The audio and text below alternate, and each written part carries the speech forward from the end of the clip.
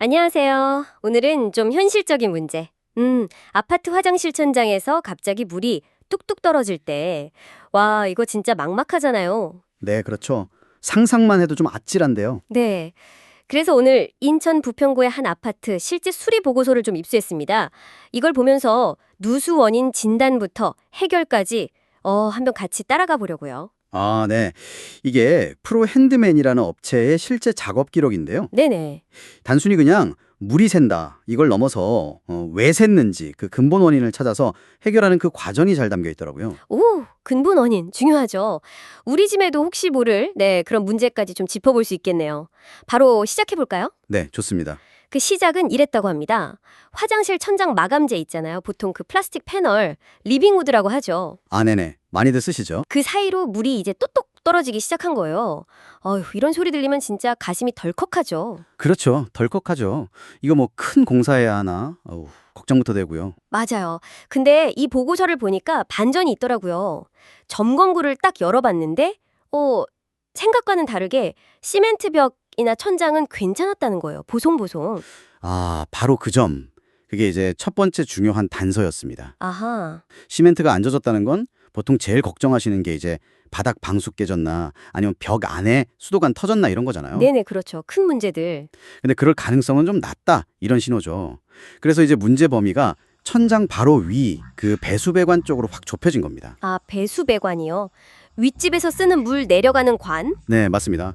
그래서 이제 정확한 원인을 찾으려고 그 천장재, 리빙우드를 떼어내는데 이게 또 나중에 다시 붙여야 하니까 손상 안 가게 엄청 조심스럽게 작업을 했다고 하더라고요. 오, 세심하네요. 혹시 뭐 직접 나중에 보실 일 있으면 이런 거 참고하면 좋겠네요. 네, 그렇죠.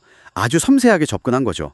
그렇게 천장재를 걷어내니까 배관이 이제 드러났겠죠? 네. 그럼 이제 진짜 원인을 찾아야 하니까 윗집에 양해를 구하고 화장실 물을 여러 번 내려본 거예요. 뭐 변기물도 내리고 세면대 물도 틀어보고. 아, 직접 테스트를. 네. 어디서 또 어떻게 새는지 그걸 이제 눈으로 직접 확인하는 거죠. 이게 결정적인 단계입니다. 그래서 찾았나요? 원인을? 네. 드디어 찾았습니다. 근데 이게 좀 놀라운 게요. 배관 자체가 뭐 터지거나 금이 간 게 아니었어요. 정말요? 그럼 뭐죠? 그 배관하고 배관을 이렇게 연결하는 부속품 있잖아요. 이음새? 네네, 연결 부위. 네. 그 연결 부속품의 아주 진짜 미세한 틈. 거기서 물이 스물스물 이렇게 스며 나오고 있었던 거예요. 보고서 표현이 재밌는데 배어 나오는 수준이었다고. 배어 나온다. 와, 그럼 엄청 조금씩 샜다는 거네요. 네. 아주 조금씩이요. 근데 그게 계속 모이고 모여서 천장 패널 위로 뚝뚝 떨어갔던 거죠. 아, 그리고 사용된 배관은 그 소음 줄여주는 거 있잖아요. 저소음 배관. 아, 요즘 많이 쓰는 거? 네, 그런 최신형 배관이었는데 결국 문제는 배관 그 자체가 아니라 어떻게 연결했느냐. 그 연결 방식이 있었던 거죠. 와, 그 연결 부속품 하나 때문에. 그럼 수리는 어떻게 했어요? 그 부속만 갈았나요? 네, 정확히 보셨습니다. 딱 그 문제가 된 이음새 부속 부분만 정밀하게 잘라내고요. 그 자리에 이제 배관 보수할 때 쓰는 특수 연결 부품들이 있어요. 뭐 DRF 소켓이니 YT 부속이니 하는. 아, 전문 부품들이 있군요. 네, 그걸로 새로 딱 교체를 한 거죠. 그러니까 막 배관 전체를 다 드러내고 바꾸는 그런 큰 공사가 아니라 원인이 된 부분만 아주 효율적으로 처리한 겁니다. 근데 좀 궁금한 게 멀쩡한 새 배관 이음새에서 왜 물이 샌 걸까요? 처음부터 부품이 불량이었나? 보고서 불속 결과를 보니까 그게 또 흥미로워요. 네. 기존 부속품을 분해해 보니까 그 틈 사이에 이물질 같은 게 좀 끼어 있었고요.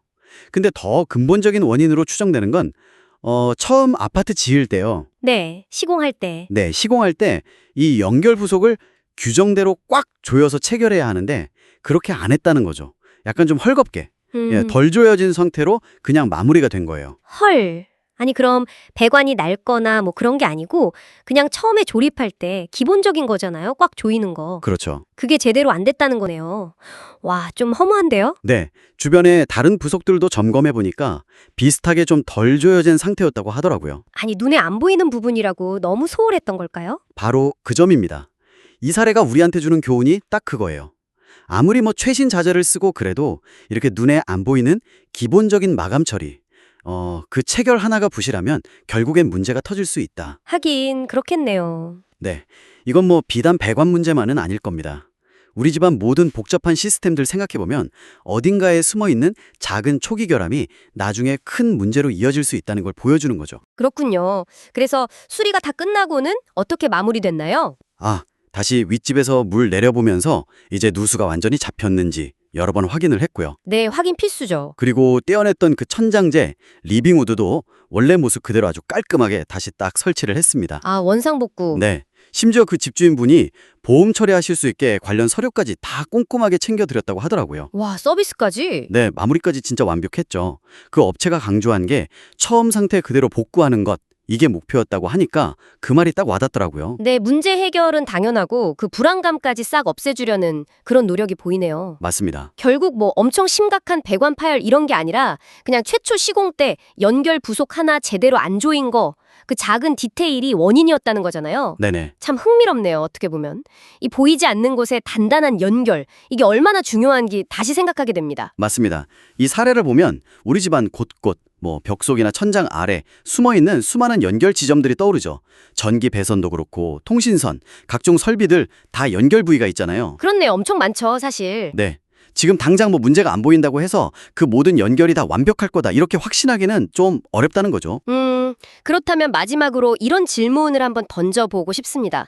지금 여러분이 계신 그 공간, 그 집의 벽 속 혹은 천장 속에는 우리가 미처 확인하지 못한 채 어쩌면 미래의 문제를 조용히 키우고 있을지도 모를 그런 헐거운 연결 부위가 과연 얼마나 숨어 있을까요? 네, 한 번쯤 생각해 볼 문제인 것 같습니다.